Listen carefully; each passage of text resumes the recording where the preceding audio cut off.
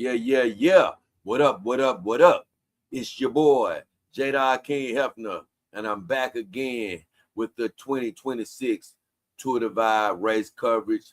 This is episode number 8, and everything is coming down to the nitty and the gritty. Glad to have you. God bless you. Thank you for joining me and the girls in the background. We're going to get right to it, man, and check out what's happening in this race and get you back to doing whatever you need to do. But first of all, let's see what's happening, man. I gave a brief glance and let's refresh it. Victor Bolsoni closing in on the finish line, believe it or not, man. It is crazy. He's right now at 2,493 miles. He has a little over 200 miles left in the race. One more major stop in Silver City, and then he has like 130-mile trek or so to the finish line. And as fast as he's moving on the leaderboard right now, it's 10 days, 8 hours. I'm just throwing a number out there. I'm thinking he'll get there right at 11 days, probably around 11 days, 3 hours. At the very most, around 11 days, 5 hours. That's what I'm thinking. If he breaks the 11-day mark and hits 10, hats off to him. I once again wouldn't be surprised if he got there in 10 days, 23 hours, and how many other minutes. There's Robin Jimperley's mark right there, an unofficial record that he set at 11 days, 19 hours. So unless some unforeseen happens, he will beat that record. I'm going to be honest with you. It's a bit anticlimactic for me.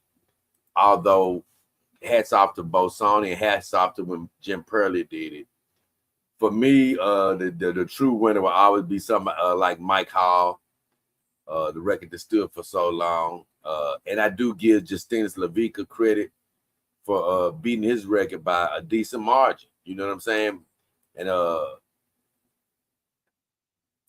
Justinas Lavica record is just more palpable than these newer records, because let me tell you, when I was riding to the Tour Divide, I'm gonna make this quick. When I was riding to the Tour Divide in 2024, I rode from Memphis to Canada to start the race. I was having all these dreams thinking about, man, what if somebody like me could actually not only win the Tour Divide one day, but actually beat a person like Mike Hall's record. But I think in the back of my mind, when you having a fantasy, I'm imagining myself just barely beating the record.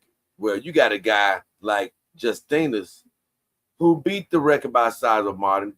That's Justinas, and that's Mike Hall back here. You see? Justinas beat it in 13 days, 2 hours, and Mike Hall was 13 days, 22 hours. So he beat it by 20 days. 20 hours, almost a full day.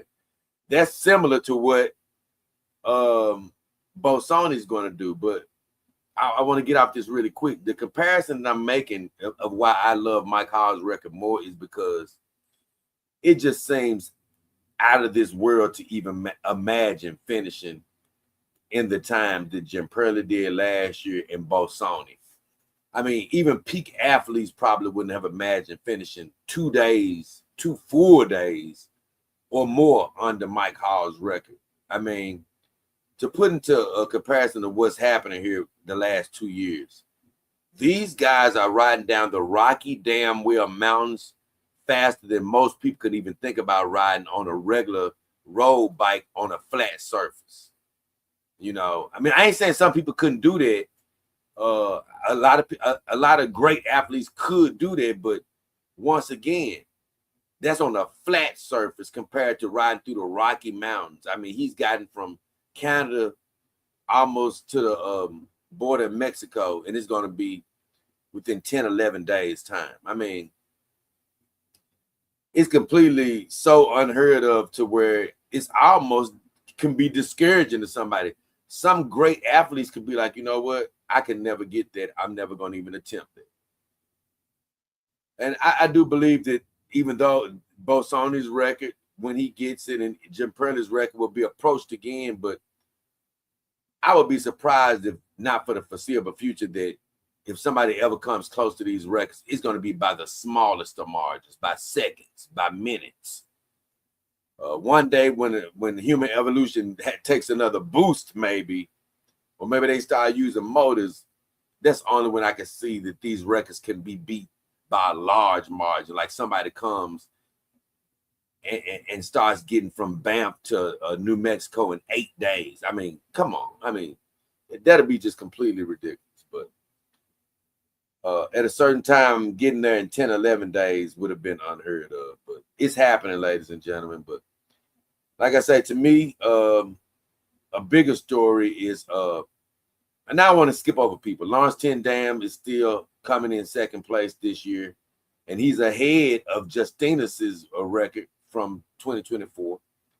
But it doesn't matter because he's getting blown out the water by Bosonic, even though hats off to Lawrence Ten Dam, but he's got a problem to worry about because Angus Young is hot on his butt. He's behind him by like 20 miles, 19 miles or so. Lawrence Ten Dam is at 21:35 and Angus Young is at 21:16. So if Ten Dam takes a good sleep or takes a long dump, Angus Young might pass him for second because Angus Young seems to be pedaling with purpose. He wants that second spot.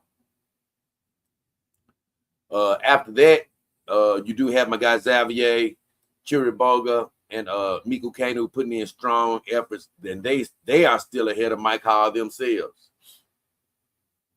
So they're hanging strong in the fourth and fifth spot ahead of Mike Hall. And I'm sad to say this. Finally, Mike Hall broke away from Megan Hackett, and he has sort of left her in the dust, so to speak. You know, if you really want to compare the mileage, Megan Hackett is not so far behind, but about 40 miles or so back of Mike Hall's record. And she could still do it, but it's hard to believe that she'll be able to pull it off now because Mike has just got his freaking pedals to the metal. But Felix LeBurge, I talked about this. He did pass Megan Hackett in last episode, which was yesterday, and he is hanging on to that lead. And here I go making rookie mistakes. I didn't put myself where I was supposed to be. I said I was gonna stop doing it. I just been messing up this whole coverage, to be honest with you. But with all that said, yeah, Felix LeBurge, who's a single speed rider, he shouldn't even be up here this far. He's doing this without the option of changing gears. He's doing a record-breaking performance of his own, comparable to what Bosoni is doing in the overall race. What Felix LeBurge is doing right now, he's in the 6th position in the overall race and leading and killing the single speed race by a very large margin. He's doing amazing. And Megan Hackett is in the holy number 7th position. I wouldn't say she's just sort of cruising to the end. I think she's still putting forth a strong Megan Hackett in effort.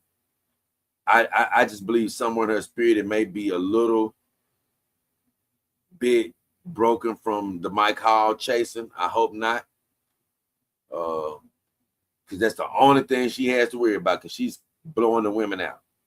You got Dries Vander Cleege pulling up the 8th spot and Yossi Baruch, who I haven't mentioned much at all, but all doing phenomenal jobs in this lead pack. And after that, they go Andrew Arneman, a single speed record from I think last year. Flynn Thompson right behind that. So he's still part of the lead group, just spread out. Chris Plesko's old time single speed record from when 2016. And so, see, I thought it was somebody hid, but I don't think there's anybody hid behind these people. Megan Hackett is old record from 2024. So after that, Sebastian Stowe. So after that, like I said, this is just the rest of the leaders, the people that are ahead of the 20-day mark.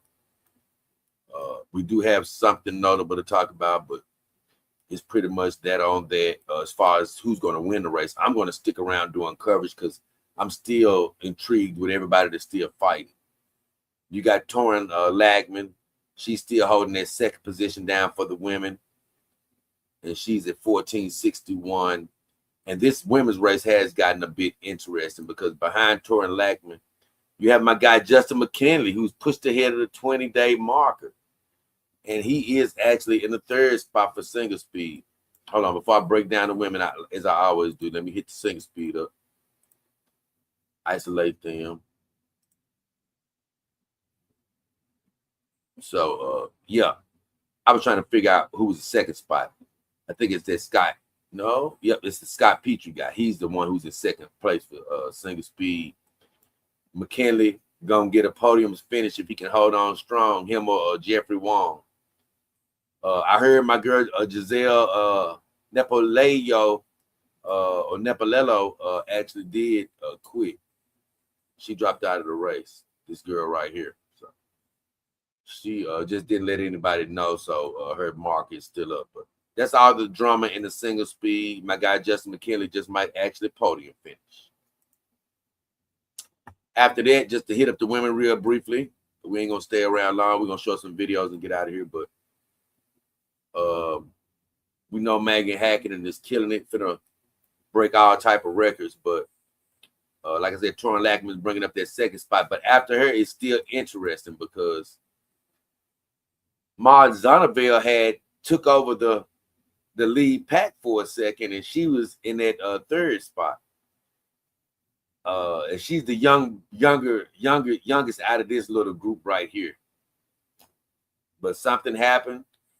I guess, you know, just the attrition of the race, tired legs, maybe saddle sores, maybe a period. She came on, I don't know. But seems like she's been taking a bit of an extended rest here at Flag Ranch. I hope she's not, quit or anything. Atlantic City, I mean, hopefully she's still going strong. Alyssa, although she's behind this little group that's fighting for third, I can tell by the way her dot has been looking is that she has not given up. I think she sort of got the long game in her mind of, hey, she'll try to make up and catch up with these girls in the long haul. Because the truth be told, they're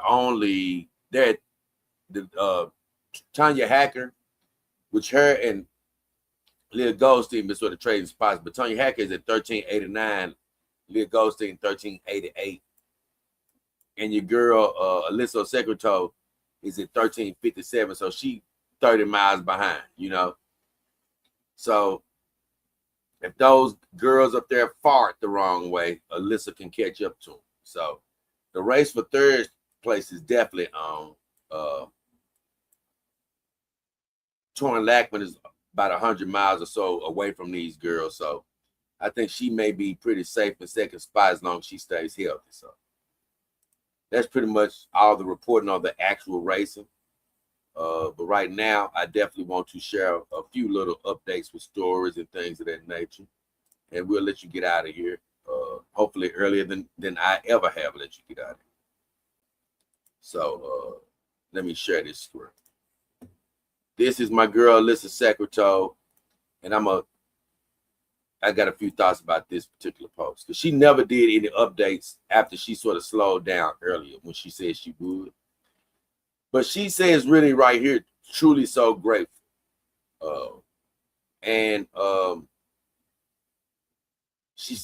You see the road ahead. She dropped this a while back, but not a while back, but earlier in the day, or either late yesterday, I forgot. But make a long story short, when I saw this post, I said, oh, okay. She's in that headspace of being grateful just for being alive, for having a chance to ride a bike. She's made peace with just being there. You know what I'm saying? I think at some point she probably had pushed herself maybe too hard, maybe got hurt. I'm reflecting here. Maybe got hard, maybe projecting. I don't know the truth. But maybe things got hard. Maybe she got hurt. Maybe she wasn't feeling good. Maybe the ride got rough. I don't know. But I think she sort of sat down and said to herself, you know what? I'm just going to let myself and do what I always do and enjoy this ride. If I wind up first, second, third, fourth, whatever, I let it come to that. And so I think she just started enjoying the ride, which is what anybody needs to do anyway. Just enjoy yourself first. And then if she's in position to attack, I think she'll take advantage. That was our Secretary. Next, I want to share something else. I want to share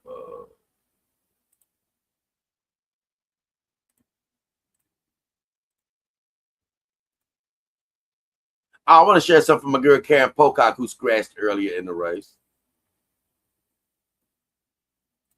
My girl Pocock.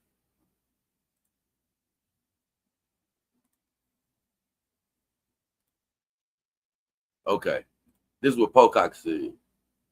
Pocock says, let me get myself in position.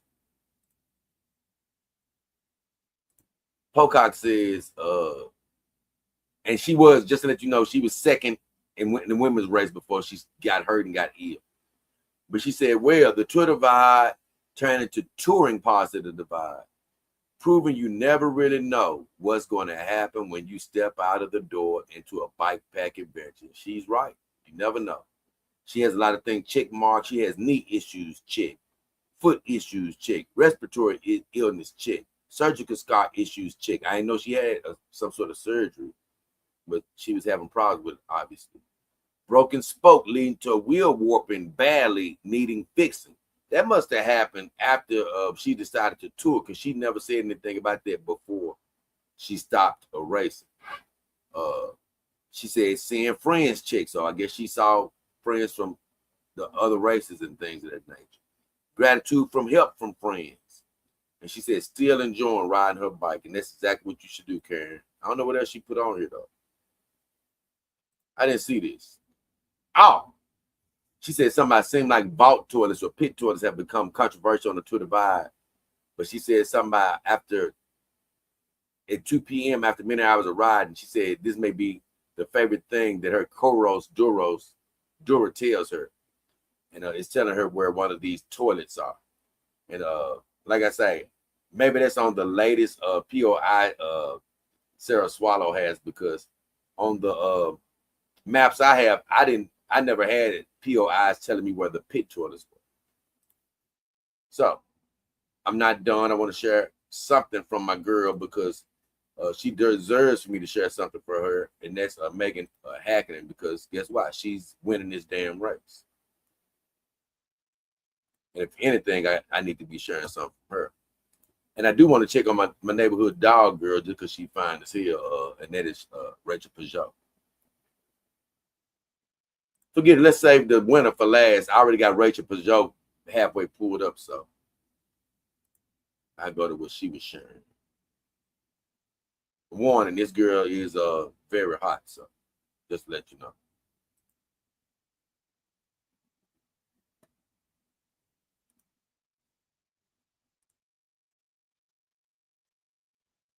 Trying to think is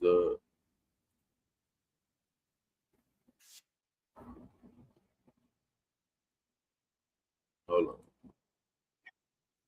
Okay, perfect. I was trying to make sure I was at a point where I could show y'all something that I haven't shown.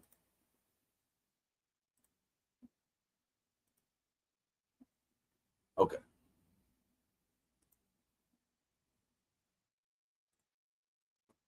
Let's do it. This time I'm gonna get myself in a spot before I share.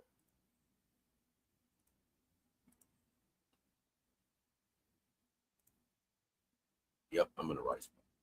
So yeah, this is Rachel Peugeot, our neighborhood dog packer, basically a young little beauty that's an OnlyFans model. She cute as could be. I can't lie. If I was a simple trick, maybe I probably couldn't resist seeing what that OnlyFans has on it, but I can't do stuff like that.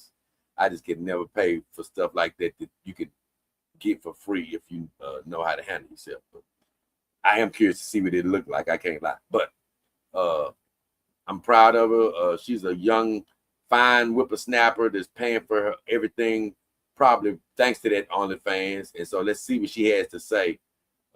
She's traveling with a dog on her back and on her bike. Let's go.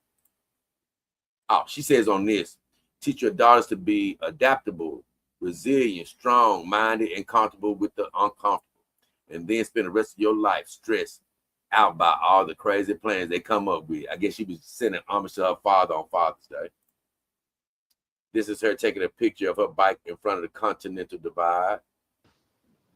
And let's see what she has to say on this. Nothing. She says, got to Idaho, got rained out, stopped early for the night because it was freezing. Hello, the sky is blue. We're on our way to the Teton.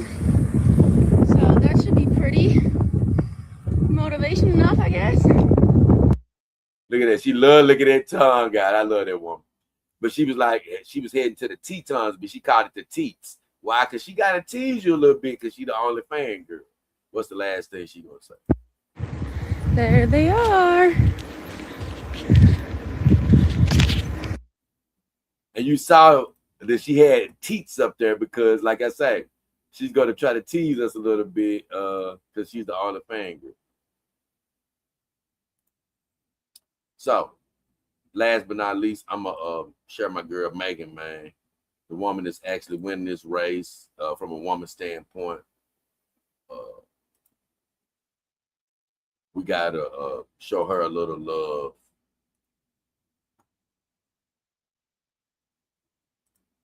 Okay, here we go. I don't think I've shown this. I think this one is halfway new. And if I have, so be it.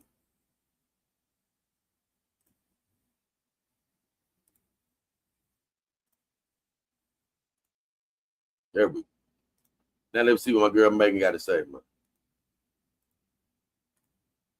Right, update day 9. Holy smokes. I'm calling from the top of Boreas Pass. It's about 10 p.m. I hope to be up here earlier, but story of my life. Yeah, legs felt a little empty today, but kind of just kept trucking away and did some really nice riding on a steamboat, Lynx Pass, and I talked to Ute Pass Steve, I think is the dot watcher's name, and I ran into a whole bunch of people in Frisco, Breck, and Silverthorne. It was pretty awesome to see folks that I knew and didn't know out on the trail, and just really like celebratory and fun. So my plan now is to ride down this mountain a bit and find a place to bivvy.